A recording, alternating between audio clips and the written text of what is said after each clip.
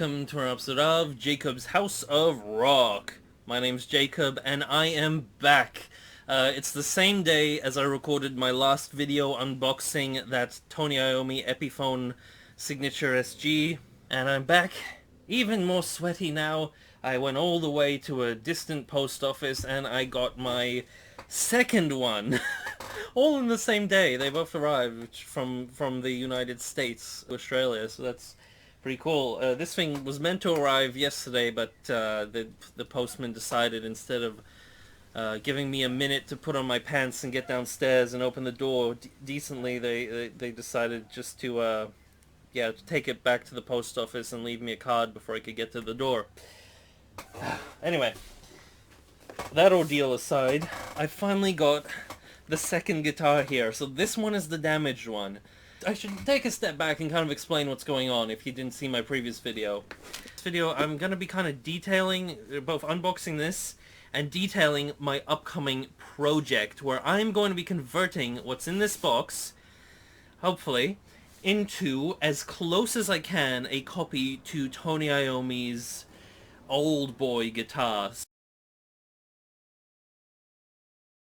So that's the JayDee old boy guitar. It's called the old boy guitar because it had some issues with its finish when it was made, and it ended up looking really worn and really cool and really, like, what's that word that people say when they like ding up their guitar on purpose and then sell it at a marked up price? Relict. It ended up looking really relict, and I'm generally not a fan of relicking guitars, but that one was something else. That was something special. And all that aside, what I'm going to be trying to do, what I am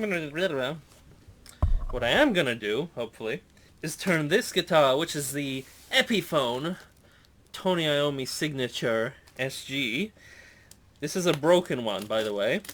I'm going to be fixing it and turning it into as close as a copy as I can to that guitar. And that guitar is a guitar I have a massive, massive love for, because he was playing, it might not have been the original one, because it might have been retired by that point, but both on his 2013 tour, the 13 tour for that album, and the End tour, I saw Black Sabbath here live in Brisbane, Australia, and Tony Iommi's guitar sound was hands down the single best guitar sound I have ever heard on anything in those live concerts, and he was playing that guitar. So I'm gonna try and get as close as I can to it. Here is the guitar we're working with. I'm scared, guys. I'm scared because it's not pretty what happened to this thing, but that's partially why I got it. Well, a big part, because it was cheaper. It was cheaper, and I don't have the heart, or I wouldn't have the heart to do what I am doing to this thing to the new one, because the new one actually arrived today. So here it is, the Tony Iommi Epiphone Signature Guitar. Oh Jesus. This bit's all fine, but it's this bit here that's the problem. Now, a lot of people have told me that this is too difficult to fix, but I think I can do it. Fingers crossed. I'll try my best, at least. At the very least, we might use some parts from this and start from like scratch if I have to, because I'm building this guitar no matter what, guys. Let me tell you why I got this guitar. So Tony Iommi's old boy guitar is a sort of a specialized custom SG, which is actually really similar to this thing, because this thing has a lot of the traits that guitar has that normal SGs don't. So instead of getting some random Gibson or another Epiphone, I really wanted one of these Tony Iommi ones. Sorry, I can't talk today. It's literally like, it's, I don't know if you guys have ever been in summer in Australia, but it's one of these things where it's just freaking hot and it storms all the time. It gets really tropical, where it goes from like really hot to storming, and usually it does that every other day or so. Today it's just flipping between the two in the same day, and it's about to storm, but it's also really hot. Anyway, you don't care about that. Let's power on through this while my brain's melting. His guitar was built by luthier JayDee, and it was built specifically to Tony's specifications, and that is to have 24 frets. So he has the three octaves down the neck. Well, there's more octaves than that, but you know, like the three, I don't know, what would you call it? Like if a guitar is tuned to E, on the big E string, you'd have like the three spots that you can press, and you get E. So you have, like most guitars would stop like here, but this has the extra 2 frets there. So that's a big bonus. And aside from that, it's got the cross inlays. So you wouldn't be able to really customize this, the 24 frets into most guitars. And you could potentially customize the cross inlays. It would be an absolute pain. And that's the main reason I got this thing. It's also got the ebony fingerboard, so this is ebony wood. This looks much nicer, the fingerboard, than the new one I got today. This one has like really smooth, glassy looking ebony. It looks really dense and shiny, and that looks beautiful. The new one I got, which is just, you know, over here, it's got a very dry feeling neck, a bit more porous. I don't know, we might have to oil that neck pretty soon, because this one is beautiful. Like, aside from, you know, the obvious, yeah, this is just looking nice. So that's the main reason.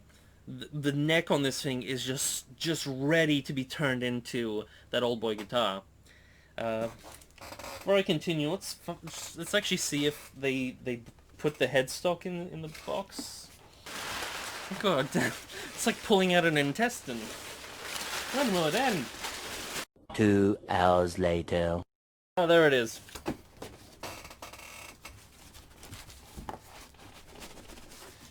Okay. You know what? I'm just gonna open it from this end because it's actually just stuck at the other end of the box. The worst bit is that the way it snaps the headstock, it's not a clean snap. But apparently the truss rod still works, which is the most important thing, and in the photos it looked like it's still connected up reasonably well. Okay, there's the headstock. Lovely. This could be a lovely little key ring. Ideally, I'd also change the shape of the headstock while I'm already like working on it. I'm on the fence about whether I'm gonna change the color of this guitar and do that like worn finish, because that would involve like removing, like if I wanted to do it properly, it would involve removing all the finish. Yeah, I don't know. We'll see, but I do, like, I'm not too fond of this shape of the headstock.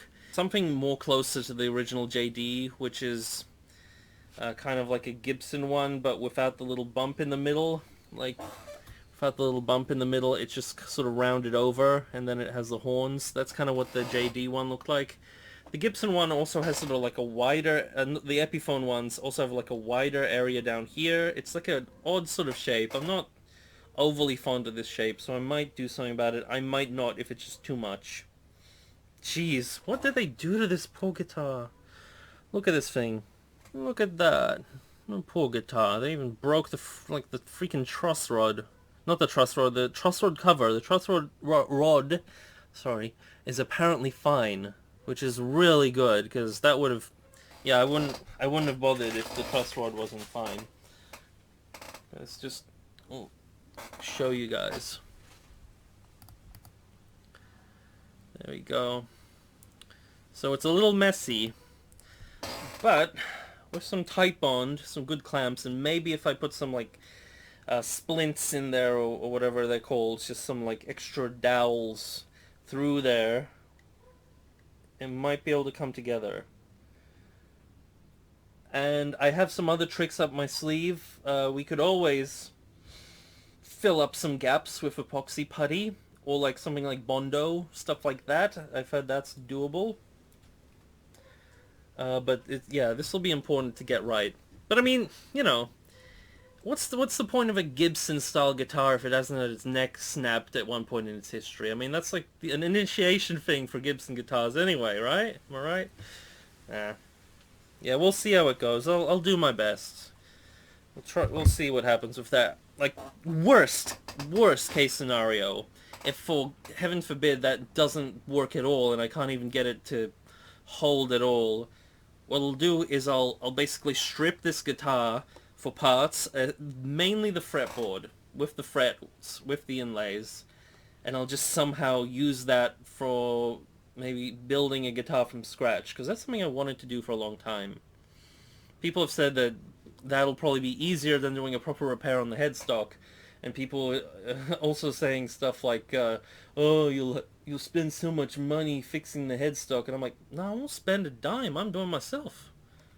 People just don't listen. I don't know. What we're going to be doing in this project, because this is going to be kind of an intensive project, the pickup cavities, we're probably going to have to change those, because I have ordered some actual JayDee old boy pickups.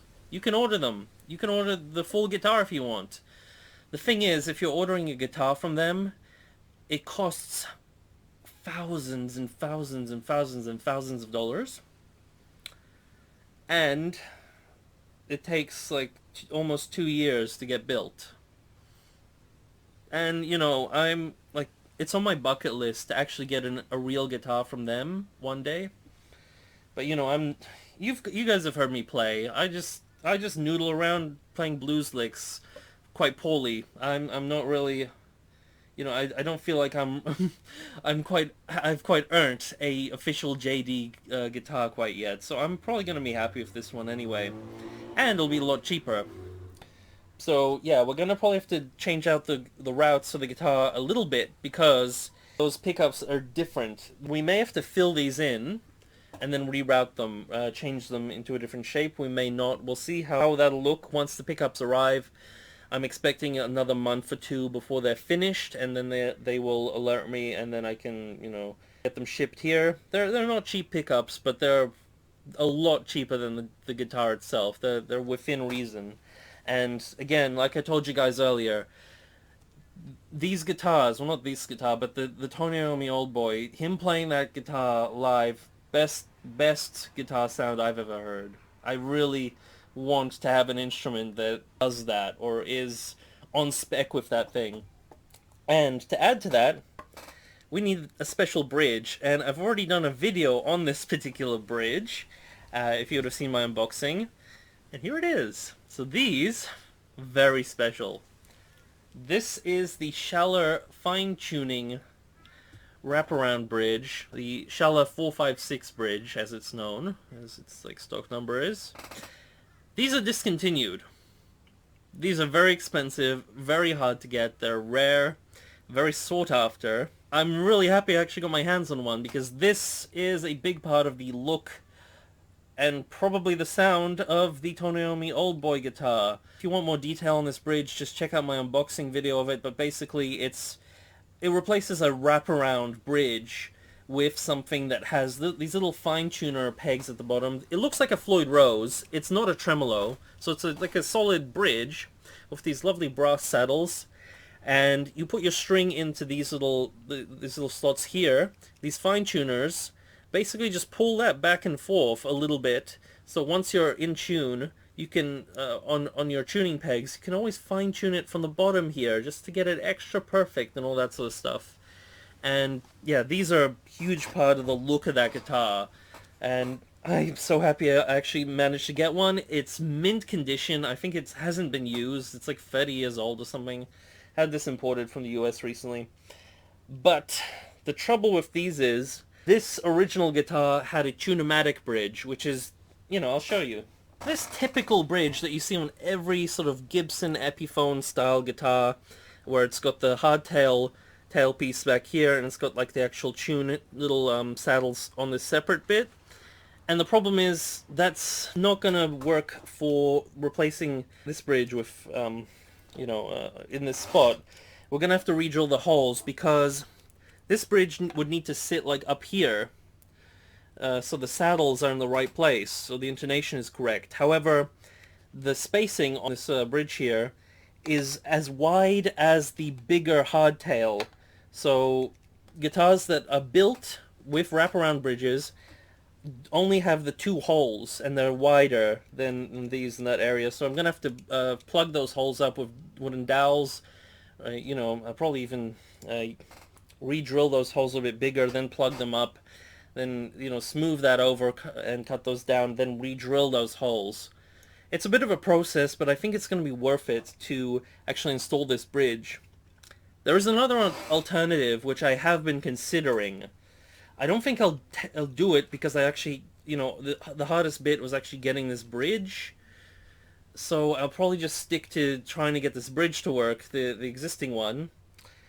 However, there's another type of bridge that I recently discovered called I think it's a T6 bridge or something like that. I'll put an annotation in the video right now and a photo of it.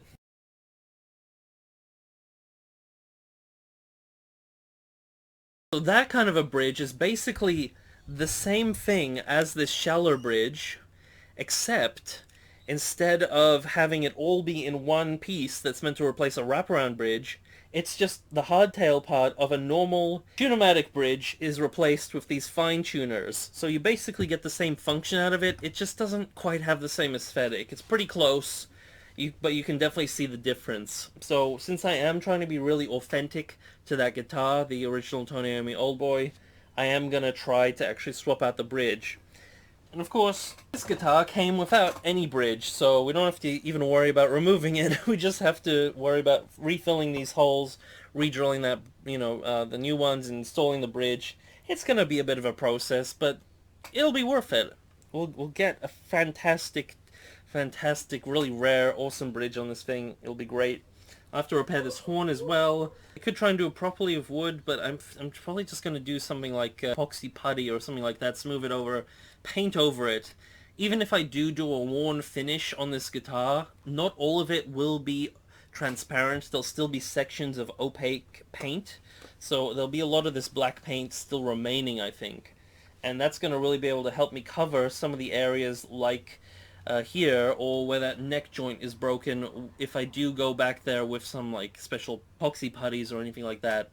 And again, I'm sorry if like I'm giving out really bad info and this is like not how you would do it as a professional luthier or anything like that.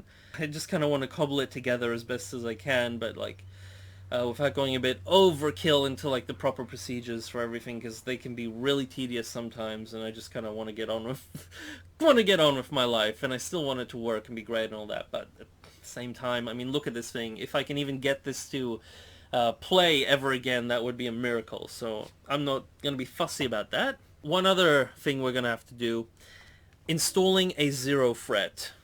This is something I would recommend all you guys try on your guitars if you're, you know, brave enough to actually do the mod.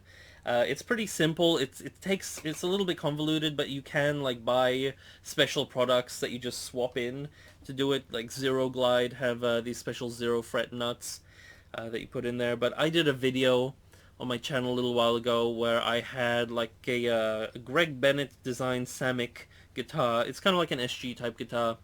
Where I did replace the nut with a 0 fret, which is basically you just carve away some of the nut and then you insert a fret right at this point. So instead of your open strings resting on the nut material, which is some kind of plastic or bone if you're lucky or anything like that, you'll actually have it resting on another fret.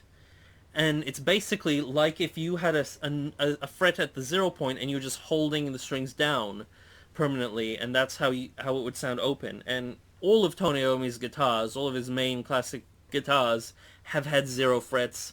And I'm telling you guys, try it. When I installed that 0 fret, the guitar just intonated perfectly. The action on the guitar was just super low and buttery and amazing. And of course you need like a decent fretwork all round for that that effect to happen, but it definitely helped with the intonation, and it helps with the tone, because then you have a consistent tone when you're playing open strings versus when you're fretting it. Because think about it, if you're playing an open string on a guitar, that the plastic material of the nut is gonna sound a little different than the metal of the fret when you're fretting. So 0 fret just makes sense. Unfortunately, I think during the 60s and 70s, 0 frets got like a bad rap on guitars. They got like notoriety for being only on cheap and crappy guitars, because back in the day, the US got a lot of imported guitars from Japan, which weren't often of the best quality. It's kind of weird because now like Japan makes everything to top quality, but you know that apparently wasn't really the case back in the day. And from that, the zero fret never took off after that. However, some of the greatest guitars in rock history have had zero frets. Of course, the Tony Iommi's guitars, his original Monkey guitar, also had, which was just a Gibson SG with P90s, a Gibson SG special, just modified with special rewound P90s by JayDee back in the day, and he modified that guitar to have a zero fret. And then John Diggins, who was his apprentice, who then built the old boy guitars, he put zero frets stock on them as well, and all the other John Birch guitars that he made for everyone else had zero frets, and even like Brian May's Red Special, zero fret. I'm telling you guys, such an underrated feature. I don't know why more companies don't do it. Like instead we just get the standard freaking plastic nut here, or if we're lucky, bone. I don't know. I haven't really figured out what wiring I'm gonna do, because like I need to figure out what wiring works best of those particular pickups once they do arrive. But I think that's everything I need to let you guys know about this project for now. I'm also going to be modding my Epiphone SG special with P90s into a Tony Iommi Monkey guitar as well, with like the JayDee pickups as well, because I did get John Birch pickups, and do I have them on hand? Yes, I got these. These are the John Birch pickups. These are like the Simplex 2 or something like that, or the... Yeah, these are basically just P90s, just look roughly like the Tony Iommi Monkey guitar pickups, but they're of like a much lower output. They're basically just standard P90s, from what I understand. I haven't tried these out yet because I was busy, and because I did end up just deciding, you know what, I want to order the more faithful ones, which are the JayDee ones. So these, the John Birch ones that they make these days aren't made by John Birch anymore, but it's still the company of his name. But they make these in like this P90 shape, which is just full on the exact same size of a P90 pickup. However, the real pickups that Tony Iommi used in his Monkey guitar were, at least one of them was like fully rewound and remade. I think they were all tweaked.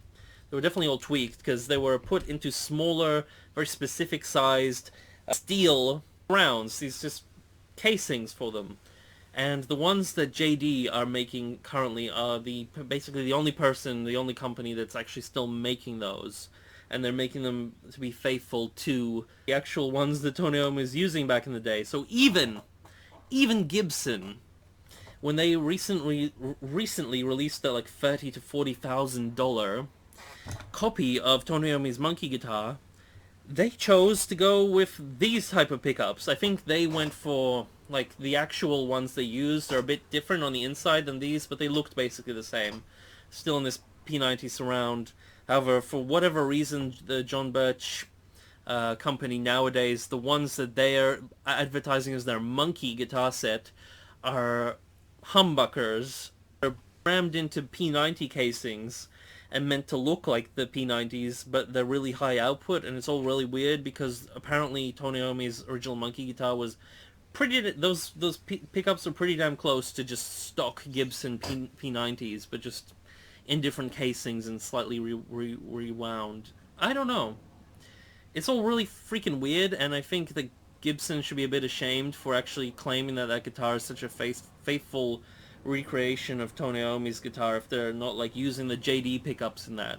Because, you know, it's great to have the John Birch logo on them and everything to make them authentic, but it's more authentic to have the actual pickup design and construction be the same rather than the thing that's scribbled on it, the logo. It's kind of weird. I don't know, that's just my opinion. This has been a weird video, but anyway, wish me luck with this project, and if you guys have any recommendations and tips and stuff like that on what I can do with this guitar, then do let me know. I'll definitely take a lot of that on board. I'm excited. I think this guitar has a lot of potential. And I think we will become good friends in good time. Hopefully. So yeah, that is it for this video. I'll see you in the next one, but until then, keep on rocking. Peace out. And I gotta turn the fan on because I'm just melting here. Bye.